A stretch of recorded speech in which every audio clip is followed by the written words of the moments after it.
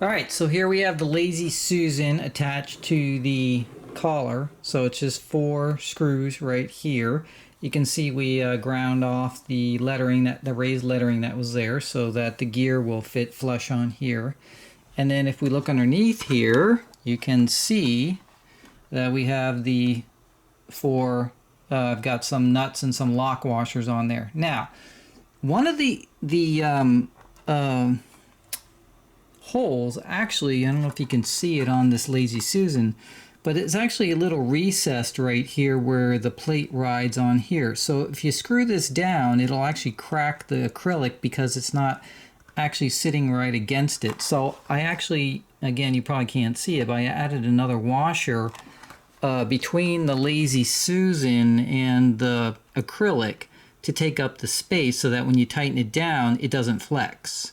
So you can see right here where I had it originally, it flexed a little and it started cracking the acrylic. Now I ran some cement in there. It's solid as a rock. It won't go any further. But I didn't notice that the Lazy Susan on one of the points actually had a little recessed area. It wasn't flush like the rest of them. I don't know what that's for. But anyway, just keep that in mind. Before you put your Lazy Susan on, you're going to see one recessed area.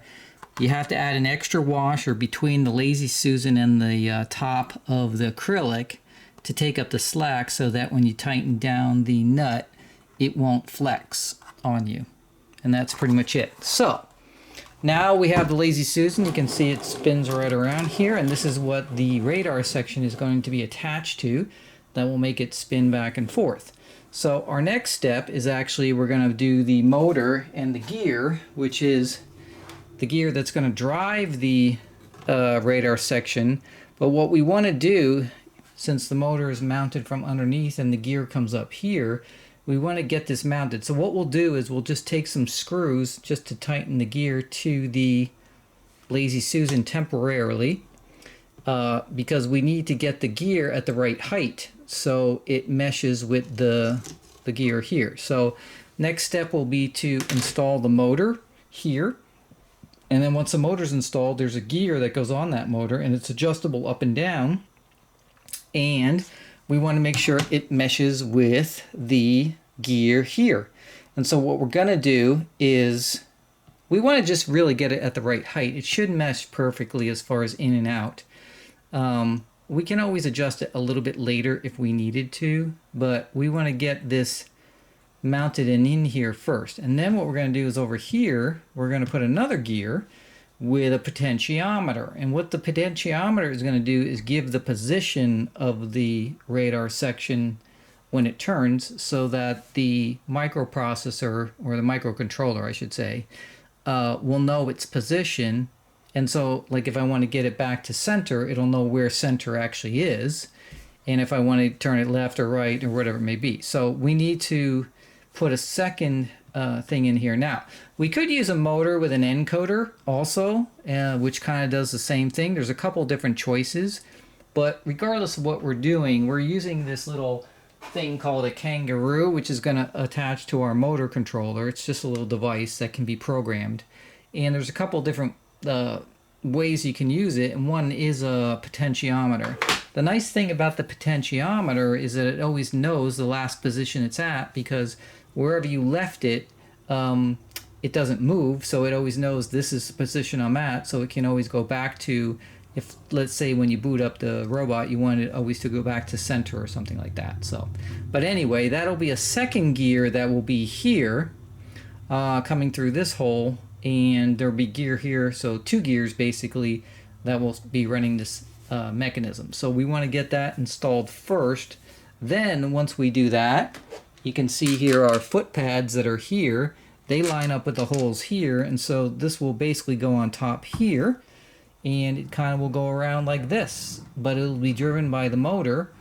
And when it's all, of course, this will all be painted and everything will be finished at that point. But that's where we are right now. So the next step, like I said, is we are going to get the some screws here so we can get this just bolted down. We'll just put some screws through with some bolts to hold it in place so we have a basic idea of where it's going to be. And then what we're going to do is get the motor mounted. Now, if you look at the bottom here, you can see, in order to do this, you see there is a hole here in the collar where it's big so that you can put these screws through right here. So you just keep twisting it around, put the screws through, and then you attach it from the top. So next is to get the gear and the motor mounted. All right, so the next step is that what you want to do is get your outer gear, which is just a piece of cut plastic, and line it up on top of your Lazy Susan. You're going to make sure your motor shaft has the flat spot here pointing in so that you can get your set screw. And then you can see here the gear at the bottom here has 2 set screws on each side. They get screwed in to tighten it against the shaft here. You can't put Loctite in here because the Loctite will eat away at the acrylic, so you just tighten it up. So what you want to do is just make sure that your flat spot line's in line with one of the set screws on the one side, and then push it down. And what you want to do is you want to push it down so that it's even. So I'm going to line this up with the flat spot here. That's close there. And what you want to do is make sure that when you push the gear down, it's even with the top of the gear here. So if you just push this down, because this is going to be clamped in between, and just kind of feel it to make sure it's pretty close and even with the height of the gear, so you have full engagement there. You got plenty of clearance underneath here, so it doesn't have to be absolutely perfect, but you know, as close as you can get. You also have to make sure that you don't push it too far down that it's hitting the screws on that hold the motor in. But if they're all pretty close, go up a little bit here, then you'll be set. And then you can tighten up your set screw and then verify that it is in the right position. But you do want to push down on this gear here to make sure that you're laying completely flat on the Lazy Susan. That's pretty close right there, so I would tighten up my set screws. And then what we're going to do is just put 4 bolts around here to hold this on. We'll power it up and make sure it works. Alright, hey guys, so one last thing with the collar before we attach the radar section to it. I added this extra piece right here, and this is a Hall effect sensor right here. It's basically a more modern advanced potentiometer. So a regular potentiometer is uses a physical connection, and usually most of them have a limit. They can only go almost, not quite 360 degrees, but probably 3/4 of the way each direction. And what we're going to use this for is the position of the radar section. So as I told before, the radar section points forward when the robot is looking forward. But if it turns, I always want to be able to get it back to the home position if possible. And the only way to do that, unless you manually do it, if I want to automate it, is to use some kind of a sensor to tell the system where the position of the radar sensor is. So you have a couple choices. You can use an encoder built onto the back of your motor, but I already had a motor, it works great, I already paid for it, and I didn't want to have to buy another motor and then do a different mount, because this motor is specifically made for this radar section. So I kept the motor, but there is another hole over here for another gear, which we're going to put on here, basically, and this will tell it the position. And so I could use a potentiometer, which only costs a couple of dollars, but the problem with those are that they do wear out after a while because they're a physical connection. And you have a limit. Yeah, there's a stop. You can only go so far. The other thing I could have used was an actual quadrature encoder, which actually has, there's optical versions of that, magnetic or Hall effect versions, and the only problem with the encoders are they can never remember their position. They only know their position relative to what they just learned. So in other words, if you power down the robot and power it back up, it has to do sort of a homing process to find out what its position is. With a potentiometer like this, it always knows its position, because whatever position you leave it at, that is the voltage that's coming out of the lead. So these basically are just like a potentiometer. They have 3 leads. There's a 5-volt going in, there's a ground, and then there's this white one, which is the output, which basically outputs what the voltage is at. And that difference in voltage tells the system where the actual radar section will be based on the position of this shaft. So what's nice about this one that I bought is this is actually, it's really an advanced potentiometer. So it has the same 3 leads as a potentiometer. So normally an encoder would have 5 leads, but this has just the normal 3 leads. And it goes around 360 degrees. So if I start at like the flat spot right here and I start rotating it, it would go from 0, and by the time I go all the way around again, it'd be up to 5 volts. And if I go the reverse direction, it starts at 5 and goes down to 0. But it can spin all the way around, which means I could have the radar section actually moving all the way around. I don't have to actually have stops. It will always know its position though, and that's the best part about these. This is a Hall effect. It's still called an encoder, even though it only has the 3 leads on it, and that's probably because it's a Hall effect potentiometer really, and it uses magnets inside to dictate its voltage coming out of it. So I mounted this in the hole here. The hole that was here, basically, if you look at it, was a little bit smaller, so I got a template, found out what the little ridge on this potentiometer was, and I just drilled out the hole a little more, and then I just drilled these 3 supports which go right into the potentiometer and sandwiches this between the plexiglass really strong. And then I have a screw right here that just holds everything in position. So this will never move, and it's not like a motor where it's driving anything, it's just riding along with the gear, so this will be perfect. But we're going to hook this up to our Kangaroo board, which is going to give the feedback to the motor controller to always tell the Arduino or the Easy Robot module basically where the radar section is. And so we'll be able to use a lot of programming to tell it where to move exactly based on, you know, certain scripts or whatever we want to do.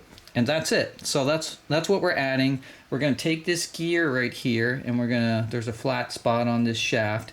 So we're going to mount this gear, set the set screws and the height, and then this will just, you know, turn around. Now, I originally had in here this, if you look at it, which has 5 wires. This is a rotary encoder. But the problem with this one, and I was going to leave it in there, but the problem with this one is this particular one has detents. So you can't see it, but I can feel it as I click each one, which is not a big deal. But what was happening is as it was moving around, it was clicking to the next position. It kind of like bumps into the next position, and because there's slack here in the gear and the ring gear, it would actually give a little click noise. So as it was spinning around, it was actually clicking all the time, and it's just because of the type of encoder this is. You can get other encoders that don't have these detents in it. This is just the one I happen to have on my Arduino kit, so I thought I'd use it, and it was easy to mount, but I decided against it, and I just decided I like the fact that the potentiometers always know their absolute position. Remember, encoders only know their relative position, but potentiometers know their absolute position all the time. So when I power up the robot, it instantly knows where it is. It doesn't have to do any kind of homing process. So anyway, that's why I use that. And so I'm going to mount this gear here, and that's it. And then we're ready to mount the radar section onto the top of the collar here. So let me go and get this mounted, and then we'll show you that process of mounting the collar on the top of the radar section. Okay, so there's the completed collar. We got the Hall effect potentiometer on here. We got our gear mounted. We've got the ring gear here, and we put some little strips here of Gorilla tape just on 4 spots here to hold this ring gear in place, because you have to flip this over and attach it the other way to the collar, and you have to turn it because you have to line it up with this hole right here, right here. So there's a hole in the collar, and you have to spin this around as you put all 5 of those bolts in. So it's going to want to move on you, and if you don't fasten it somehow, then it's going to be out of line. And you want this completely centered on here so that these gears mesh properly over here. So that's the big thing with it.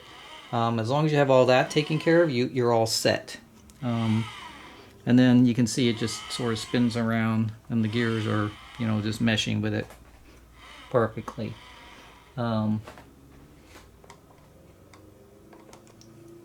So that's it.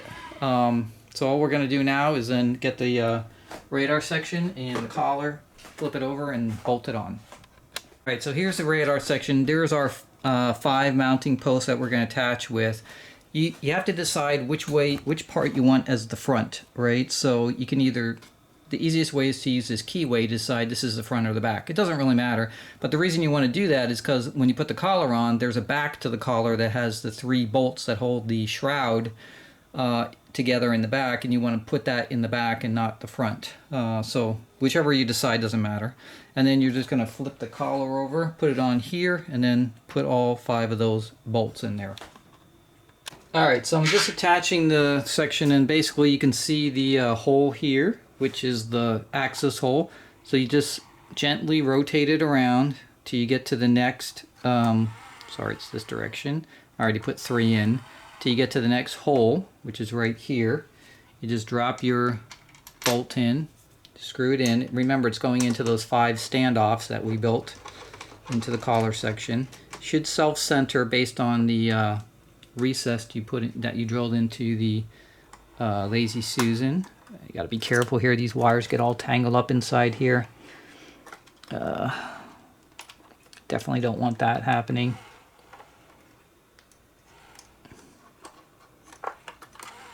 You got all kinds of wires going on right here right now until you get it all routed. All right, and then we got one more here. And you just want to do a very slight snug on it before you tighten it down, just to check it out, see what it looks like first. So now it's attached, so now I should be able to flip it over and actually see it, and then verify it's actually centered. So let me go back here, and there's our, let's zoom out here, I think. So what you're looking for is, first of all, does it rotate freely, which it does, you can see here. And then down here, there's a slight gap here, and you can't see anything, so everything looks pretty good from what I can tell. So looks like it's centered on the collar too. So I'm gonna tighten it down just where it is right now, and then we'll come back. Alright, so there's a completed collar and radar section. You can see I just have these little pieces of tape here so you can see how the sensors will be spinning. They're in the middle of being painted, so I don't have them quite ready, but the sensors would be on the 2 ears there, spinning around. Perfect speed here based on that voltage controller that's in there. And so now we're going to demonstrate the radar section itself. So I'm going to turn on my Alpha Control X360 system that I made out of the Xbox controller. So let me get this turned on here.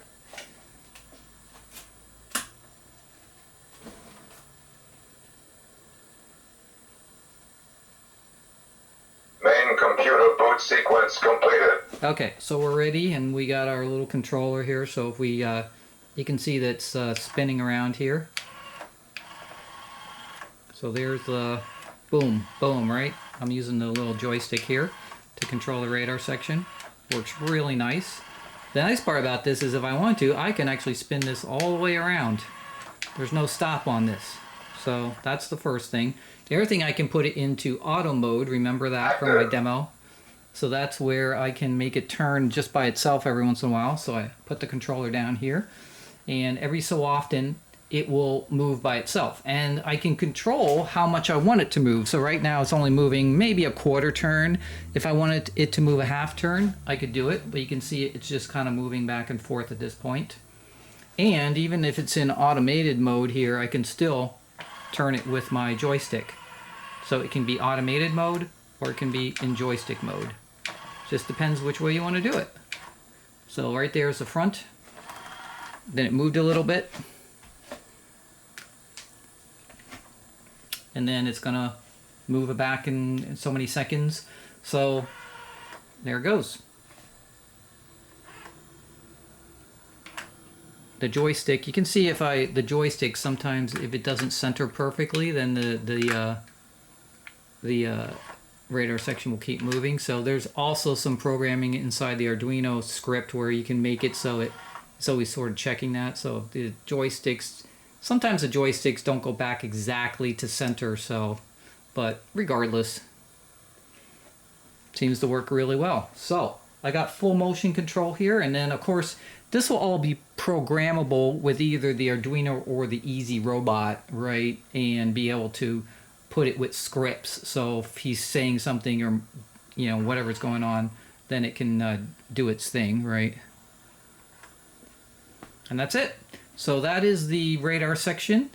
The next is the brain, which I have almost completed. So the brain video will be out like almost right after this one.